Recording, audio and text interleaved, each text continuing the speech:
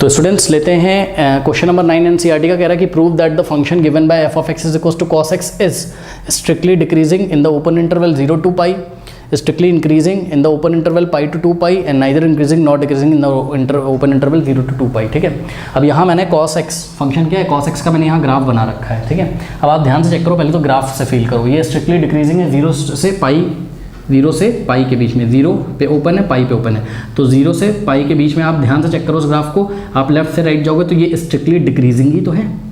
ठीक, और obviously strictly decreasing है बिकॉज यहाँ पर कोई भी पॉइंट ऐसा नहीं आता जहाँ हम टेंजेंट डालें तो एक्स एक्सिस के पैरेलल हो जाए, यानी कि एफ डैश ऑफ एक्स हमेशा कैसा आएगा, 0 से पाई के बीच में एफ डैश ऑफ एक्स हमेशा लेस देन 0 आएगा। ठीक, फिर स्ट्रिक्टली इंक्रीजिंग है पाई से 2 पाई, बिल्कुल चेक करो, पाई से 2 पाई के बीच में स्ट्रिक्टली इंक्रीजिंग है, जब आप पाई से 2 पाई ओपन इंटरवल, पाई से 2 पाई की तरफ लेफ्ट से राइट जाओगे तो ये लगातार बढ़ रहा है, स्ट्रिक्टली इंक्रीजिंग है, कोई दिक्कत नहीं। अब neither increasing not decreasing in open interval 0 to 2 पाई, बिल्कुल सही, चेक करो 0 से 2 पाई के बीच में ये ना तो ठीक से पूरी तरीके से इंक्रीज ही हो रहा है ना तो डिक्रीज ही हो रहा है, इसलिए हम नाइदर इंक्रीजिंग नॉट डिक्रीजिंग बोलेंगे बिकॉज 0 से पाई के बीच में तो क्या हो रहा है, अब हम 0 से 2 पाई के बीच में बात कर रहे हैं इसलिए पाई को इंक्लूड कर लेंगे। अब ओपन 0 पे है और 2 पाई पे ओपन है, 2 पाई और पाई को नहीं लेना है, सॉरी 2 पाई और 0 को नहीं लेना है, पाई को इस बार लेना है। ठीक है, तो ध्यान चेक करो 0 से पाई के बीच में क्या है, स्ट्रिक्टली डिक्रीजिंग है और पाई से 2 पाई के बीच में स्ट्रिक्टली इंक्रीजिंग है, इसलिए 0 से 2 पाई के बीच में from observation a and b we can see that since the function is strictly decreasing in 0 to pi, strictly increasing in open interval pi to 2 pi, hence we can see from 1 and 2 it is neither increasing nor decreasing from 0 to 2 pi। बात समझ में आई? तो ये हमने आपको introduction में भी बताया था। अब इसको हम कैलकुलस की हेल्प से कैसे करेंगे, तो इसको हम फर्स्ट, ये तो हमने ग्राफ बनाकर विजुलाइज आपको करा दिया, देखो विजुलाइज करना बहुत ज़रूरी है। ठीक है, अब आप इसको कैसे करोगे एग्जाम में, आप कैलकुलस की हेल्प से करोगे, इसलिए आपको कैलकुलस पढ़ाया गया है बिकॉज ये तो ईजी फंक्शन है, cos x का ग्राफ तो हम बना सकते हैं ना, हर फंक्शन का ग्राफ थोड़ी ना बना लोगे। तो ये एफ ऑफ एक्स है तो आपने निकाला एफ डैश ऑफ एक्स, और क्या आ जाएगा F dash of x, cos x का डेरिवेटिव क्या होता है, माइनस साइन एक्स, इतना तो सबको पता होगा ना, कॉस एक्स का डेरिवेटिव माइनस साइन एक्स। इसको हमने इक्वेशन 1 बनाई। अब सॉल्व करते हैं क्या, पार्ट ए में क्या कह रहा है, strictly decreasing in open interval 0 to पाई।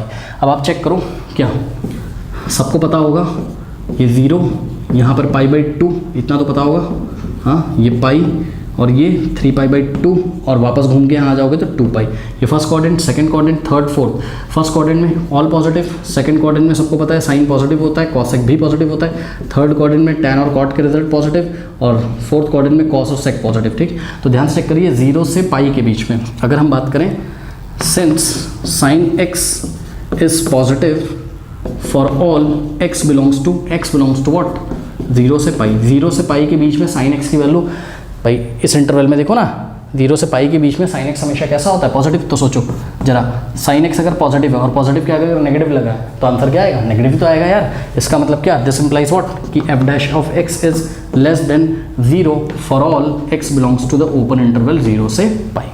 समझ के बाद फिर से सुन लो, एक्स की वैल्यू 0 से पाई के बीच में ऐसी हुआ करती है कि साइन एक्स कैसा हो जाता है, साइन एक्स पॉजिटिव हो जाता है। तो साइन एक्स अगर पॉजिटिव हो गया, पॉजिटिव के आगे नेगेटिव लगा है तो ये पूरा नेगेटिव हो गया, और ये पूरा किसके इक्वल है, एफ डैश ऑफ एक्स के, यानी कि एफ डैश ऑफ एक्स भी क्या हो गया, नेगेटिव। नेगेटिव को कैसे लिखते हैं, लेस देन 0 से। तो कंडीशन क्या आ गई, f dash of x is less than 0 for all x belongs to the open interval 0 to pi. और ये f dash of x less than 0, ये किसकी कंडीशन होती है, ये होती है स्ट्रिक्टली डिक्रीजिंग की। बाकी आप खुद लिखोगे, hence the function is strictly decreasing in the open interval 0 to पाई, ये लैंग्वेज आप खुद लिखोगे। पार्ट बी में आपको इंटरवल क्या दिया है, पाई से 2 पाई। ठीक है ना, तो ध्यान से चेक करिए कि sine x is negative, sine x is negative for all x belongs to pi, open interval pi to 2 pi. ठीक है, तो ध्यान से चेक करिए, पाई से 2 पाई के बीच में यहाँ से यहाँ तक, ठीक है, आपका यहाँ भी साइन नेगेटिव होता है और यहाँ भी साइन क्या होता है, नेगेटिव होता है। तो पूरे इंटरवल में साइन नेगेटिव है, और साइन अगर नेगेटिव है तो ये पूरा नेगेटिव हो गया, नेगेटिव को नेगेटिव से मल्टीप्लाई करोगे तो क्या मिलेगा, पॉजिटिव, यानी कि ये पूरा कैसा हो जाएगा, पॉजिटिव इस इंटरवल में। तो एफ डैश ऑफ एक्स क्या हो गया आपका, ग्रेटर देन 0 हो गया for all x belongs to what, pi to 2 pi. बात समझ में आई? तो ये किसकी कंडीशन होती है, this is the condition of strictly increasing, hence the function is strictly increasing in the open interval pi to 2 pi. Now अब आप अपनी कॉपी में लिखो, from the observation a and b we can see that it is neither increasing not decreasing in the open interval 0 to 2 pi. कहानी खत्म, number पूरे आपको मिल गए। लेकिन यहाँ पर मैंने थ्योरम 1 लिखी है बिकॉज मुझे पता है आप बुक तो खोल के बैठोगे नहीं, ठीक है मेरे से ही लिखवाओगे।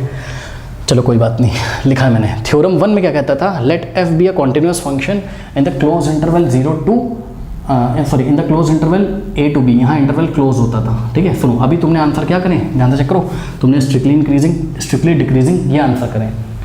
अगर इसी क्वेश्चन को पता है एग्जाम में घुमा के पूछ लेना और बोल दे क्या कि ये डिक्रीजिंग है और ये इंक्रीजिंग है और ये इंटरवल क्लोज कर दे, तब आप क्या करोगे, सुनो, तब आप ये वाली थ्योरम याद करोगे।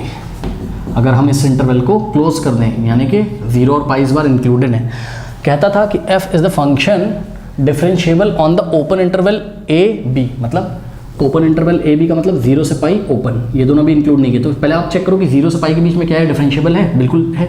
चेक करो 0 से पाई के बीच में क्या है, फंक्शन डिफरेंशिएबल है, बिल्कुल है। क्यों, अरे यार आप एफ डैश ऑफ एक्स कहीं भी निकाल सकते हो, उसकी कुछ ना कुछ एक डेफिनेट वैल्यू तो आएगी ना।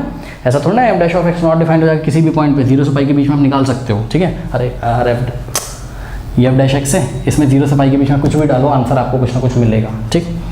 ये मैं कहना चाहता हूँ। तो ये डिफरेंशिएबल तो हो गया। अब क्या ये कॉन्टिन्यूस है क्लोज इंटरवल 0 से पाई के बीच में?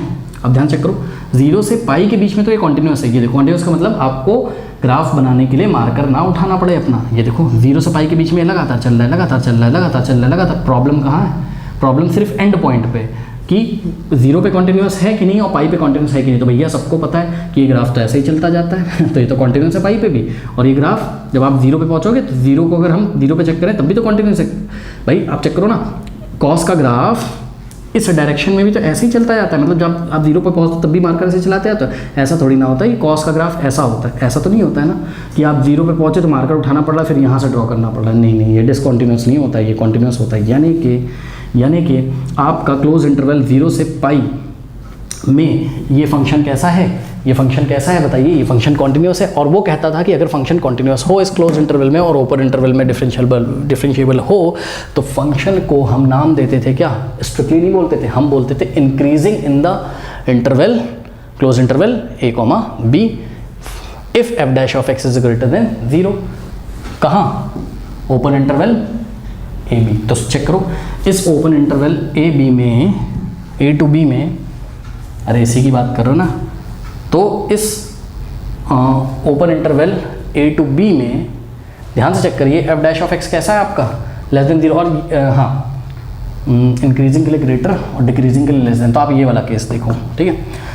तो अब ये लेस देन तो 0 है, मतलब ये वाली कंडीशन सेटिस्फाई हो रही है कि 0 टू पाई के बीच में इसका डेरिवेटिव कैसा है, लेस देन 0। लेकिन बच्चों ये कॉन्टिन्यूस तो है क्लोज इंटरवल 0 से पाई के बीच में, इसलिए हम क्या बोल सकते हैं, इसलिए हम बोल सकते हैं कि ये फंक्शन कैसा है, डिक्रीजिंग शब्द का यूज़ कर लेंगे हम एग्जाम में, ठीक है। तो हम बोलेंगे this function is decreasing in close interval 0 to pi. अगर आपको याद हो तो हमने नोट्स में लिखवाया था डिक्रीजिंग में क्या केस होता था। डिक्रीजिंग में हमने आपको फाइनली एक केस लिखवाया था, यहाँ पे देखिए, याद ही नहीं होगा, याद करो बच्चों, कॉपी उठाओ, पीछे देखो।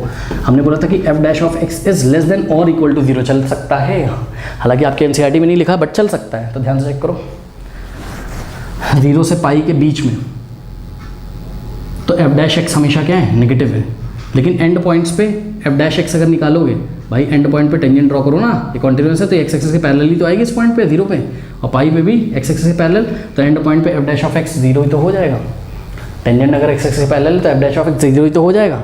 तो बहरहाल इतना फोकस ना करके आपको एग्जाम में क्वेश्चन इस तरीके से भी पूछ सकता था, वो स्ट्रिक्टली शब्द यहाँ से हटा देता और यहाँ से भी हटा देता, बोलता strictly decreasing in the close interval 0 से पाई। तब आप क्या करते, तब आप ये थ्योरम लिखते कि as we know that what कि f be the continuous function on the closed interval a comma b and differentiable on the interval a open interval a comma b, then f is what, f is decreasing in interval closed interval a to b if f dash of x is less than 0 for all x belongs to a comma b।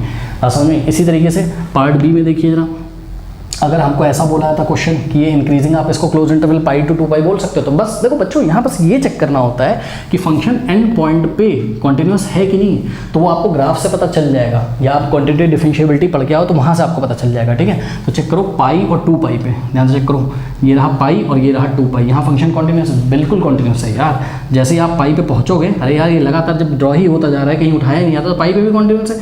पाई और 2 पाई के बीच में तो है ही, पाई और 2 पाई के बीच में तो है ही, 2 पाई के आगे भी तो ये चलता जाता है और पाई के पीछे भी चलता जाता है। बात समझ में? इसलिए एंड पॉइंट्स पाई और 2 पाई पे भी क्या है, कॉन्टिन्यूस है, इसलिए हम बोल सकते हैं कि ये क्लोज इंटरवल में कैसा है, पाई से 2 पाई क्लोज इंटरवल में ये कैसा है, स्ट्रिक्टली शब्द हटा के हम बोल सकते हैं इंक्रीजिंग होगा। और इंक्रीजिंग की कंडीशन आपको मैंने बताई थी कि इंक्रीजिंग अगर सिर्फ बोला जाए तो वहाँ कहीं ना कहीं मतलब होता है क्या कि f dash of x is greater than equal to what, 0 in close interval a to b. तो आप चेक करो कि close interval a to b मतलब पाई से 2 पाई के बीच में पहले बात करो कि बीच में तो ये इंक्रीजिंग है, कोई दिक्कत नहीं है, यानी कि ये f dash of x is greater than 0 वाली कंडीशन को फुलफिल कर रहा है। लेकिन एंड पॉइंट क्या है इसका, पाई पे टेंजेंट ड्रॉ करोगे भैया एक्स एक्स के पैरेलल ही तो आएगा, तो एफ डैश एक्स कितना हो जाएगा, 0 हो जाएगा। तो f dash of x equals to 0 भी बोल सकते हैं हम एंड पॉइंट पे, 2 पाई पे टेंजेंट ड्रॉ करो इस ग्राफ पे, तो एक्स एक्स के पैरेलल आएगा, एफ डैश ऑफ एक्स क्या हो जाएगा, इक्वल टू 0 हो जाएगा। तो ये कहानी थी। तो क्वेश्चन एग्जाम में घुमा के भी आ सकता है, ध्यान रखिएगा। तो एग्जाम में आपको क्या लिखना है, आपको ये नोट लिख देना है अगर वो क्वेश्चन ऐसा पूछें क्लोज इंटरवल पे। तो since the function is continuous at the end point 0 pi 2 pi, check करो 0 पे भी कॉन्टिन्यूस, पाई पे भी आगे चलता जाता है, 2 पाई पे भी आगे चलता जाता है। Hence from the theorem number 1, ये आप एग्जाम में नहीं लिखोगे फ्रॉम द थ्योरम नंबर 1, ना ना ना ना, आप थ्योरम लिख के दिखाओगे, वहाँ फटाफट याद होनी चाहिए आपको। तो F is increasing in this interval and decreasing in this. Strictly शब्द का यूज़ यहाँ पर हमने नहीं किया था, ये बहुत इंपॉर्टेंट मैंने बात बताई है आपको और यही मैं बताना चाहता था, कर लीजिए।